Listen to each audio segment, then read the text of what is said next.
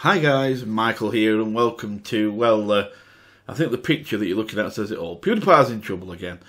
I know you're going to email me, some of you, and ask me to cover this, so like I did with the diss tracks, but, well, what the hell, I'm going to do it because, like I said, I know it's coming. So let's start off with what's happened. Well, PewDiePie did a racist slur, which I will show you later, but I just want to say a few things first. Do I think, let's get to the bottom line, do I think PewDiePie's racist? No, I don't. I really don't. Do I think he's a dick? Yes. He's an idiot. He really is an idiot for saying it. And I'm sure he'd say it too, because I think it's something he knows people want to hear. They want to hear an apology, so he'll give it. I think he's done it on purpose, because I can honestly say, and I'm a goody-goody kind of person, but I can honestly say that, and I've been stressed with games, I've been stressed with players in games, and I've never felt the need to say the N-word at all, ever. Yeah, I've called them all sorts of nasty names, effing this and effing that, and all sorts, but I've never needed to say the N-word, ever. That's not in my vocabulary. I weren't brought up like that. I was brought up kind of to kind of not, pushed away from racism completely, so I don't say anything like that normally or in my normal life. PewDiePie probably does. Don't really matter either way. That's up to him. That's his life. But, it's stupid saying it on a live stream. But let's face it, I think personally the Wall Street Journal incident was a mistake. And once he saw how many people kind of gathered around him and protected him, I think he knew that he could do this, say this word, and people would protect him. And they are. It's predictable, and it's right. His fans are basically going to do what they did with the Wall Street Journal thing and forgive him for anything. He could basically walk up and stab somebody to death on camera, and they'd just say, well, he was having a bad day. It's just how it is. That person shouldn't have breathed, and then he wouldn't have killed them. It is like that, and that's a natural reaction for people who are really big fans of someone. You can forgive them for just about anything. Anyway, let's look at the clip, and then you'll understand. I will censor the actual word, though, just so you know. So, watch.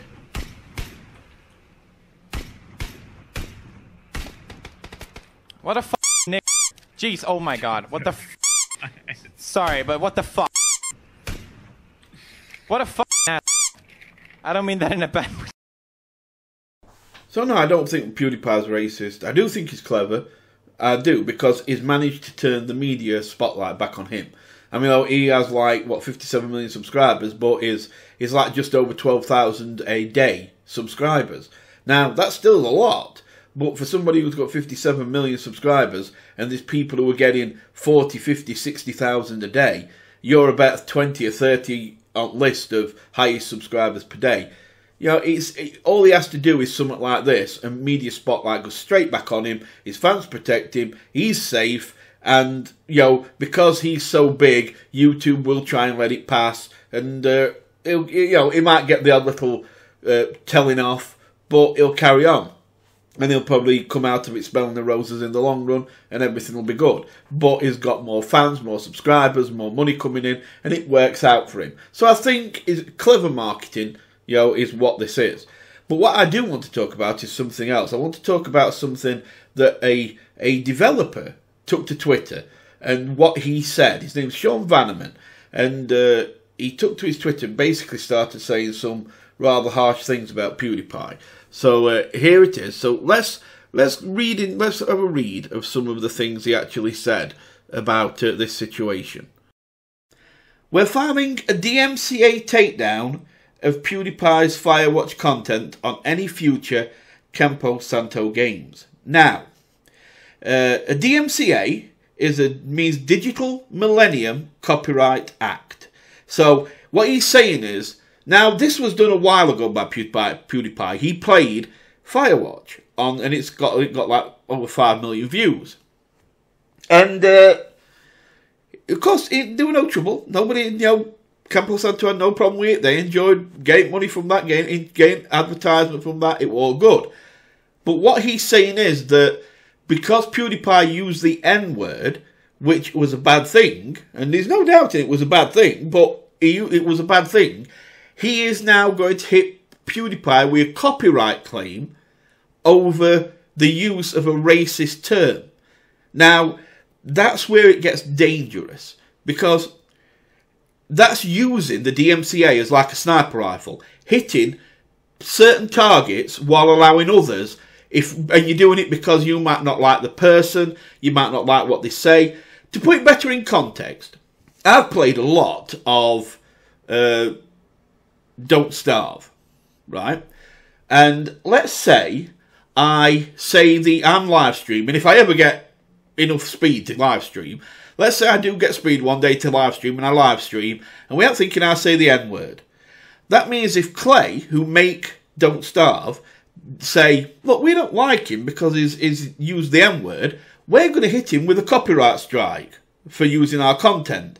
Now remember, it's what you get. They can give you a copyright strike per video.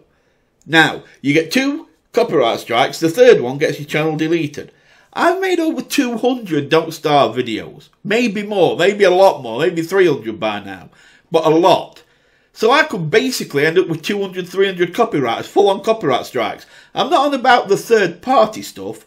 I'm on about actual full copyright strikes. They can do that. And if they do that and start hitting certain people, they could literally start getting channels closed down. Now, let's go through some of the things he says, and then I'll talk about it more later. So, we're filing the DMCA takedown PewDiePie's Firewatch content and no future Campo Santo games. He followed that up with, there's a bit of leeway you have to have with the internet when you wake up every day and make video games. There's also a breaking point.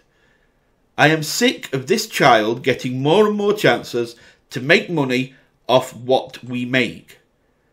He's worse than a closeted racist. He's a propagator of despicable garbage that does real damage to the culture around this industry.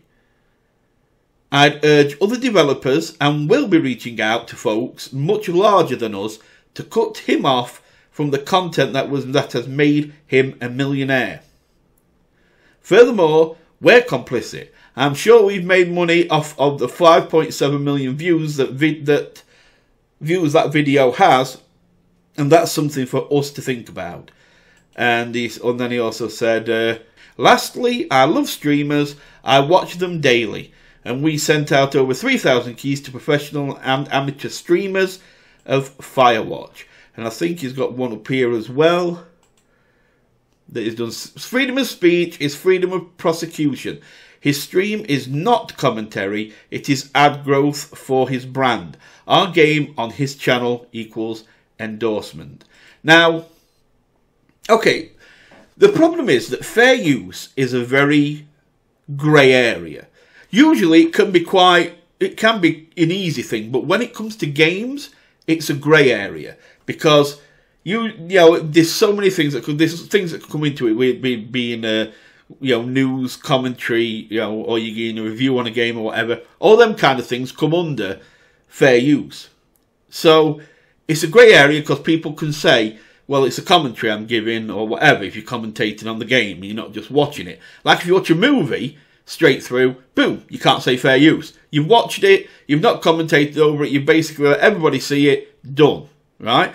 But if you're commentating and you keep that's why some commentators, when there's music playing, they'll like start talking a lot and say, hey, keep watching my thing, oh, this is fun, isn't it? Yeah, let's do it. And they'll say just any old crap while this music's playing in the background, because that would then be copyright if you stay quiet, because people are hearing the music. Gameplay is different because you are talking over it all the time and saying what's happening. So you are reviewing, commentating, things like that. So fair use can come into play and it gets complicated otherwise. Now this is where it gets more complicated. So if you go to the Campo Santo site for Firewatch and you look at the FAQ, it says this: can I stream this game? Can I make money off those streams? And their reply on their website, their official website, is, yes, we love that people stream and share their experience in the game. You are free to monetize your videos as well. Okay? It doesn't it doesn't hurt to let us know on Twitter when you're live. We might show up in your chat. Now, some legal terms may say that that is not binding. But it's misleading if it isn't binding, because they are giving you permission. It is written there officially. So people could make They could make streams, they could, make videos of their game, believing they're okay to do it because it says on their official. It's not what somebody else did. This is their official Firewatch website. So people follow that. They're going to believe that that's true. So they make a video. And then all of a sudden it gets hit by a copyright strike. And it's like, but you gave permission. So some would say it isn't legally binding just because it's on a website. My reply is, then you should take it down if there are chances that you're going to use it to do a DMCA.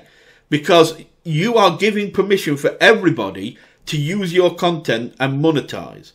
If you take that away just to hit a person because you don't like them, then you should take that down for everyone. You can't use the DMCA as a tool for you to hit somebody you don't like and then leave other people to do it. It's not like that. It's not. You don't use the DMCA for your moral compass. You don't use the DMCA to decide, I'm going to punish this person because I don't like them. Copyright doesn't care whether you like a person. Copyright doesn't care whether someone's a racist. Copyright is there to protect your work. He wasn't playing your game. He wasn't playing Firewatch when he said the N-word. Therefore, he was playing another game. You don't have a say, really. You have actually given permission, or written permission, on your website saying that people can monetize. For you then to rescind that and attack one person using copyright because you don't like them. Don't get me wrong. I can understand Sean Bannerman is frustrated. He doesn't like him because he used the N-word. That's fair enough. It is a bad thing he did. And there's going to be a hell of a lot of storm from this. Yes, I'm going to beat that word out.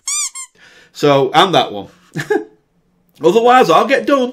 But anyway, there's going to be a big deal made of this. It's going to be in all the on websites. It's going to be in all newspapers. It's going to be done over and over again by everybody who can put PewDiePie in their title. Hell, I'm going to even put it in this time. So, so everybody's going to be doing this. It's PewDiePie. It's a great, everybody likes to use these things when they can, which is why the diss tracks got so much steam. Because everybody wanted to react to it, not because they cared about the diss tracks, but because they knew they could get views from it. And PewDiePie doing this gives them a lot more views. So you're going to get a lot of videos on this. I think, for me, though, I can leave it there now. So, to bottom line it, I don't think Pewdie's a racist. I think it's just clever marketing, and he's willing to go there to do this. And it'll get him the spotlight he wants while being protected by fans who will forgive him for anything. So it's good for him. It'll work out for him because it's just he knows he can. He knows that he's clever. He knows his marketing. He knows his audience. He knows his fan base, and he knows what he can do and what he can't do. And it's going to work out for him because he knows it will. But my main concern, as I say, is the DMCA.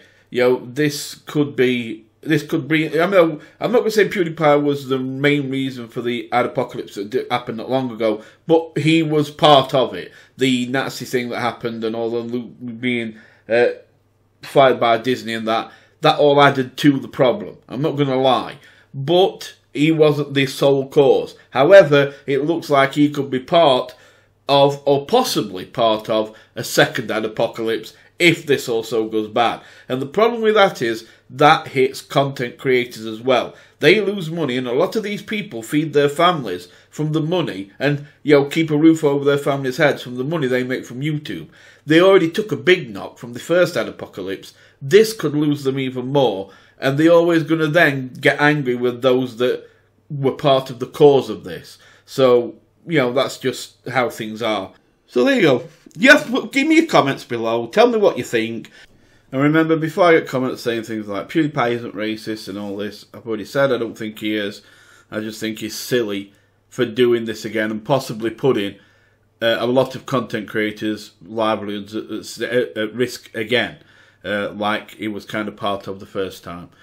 And if you've got something to say or a comment to make on the racism angle, please do. But I want to know your thoughts on how this DMCA is being used by Sean Bannerman. So thanks for watching, guys. Remember, comment below.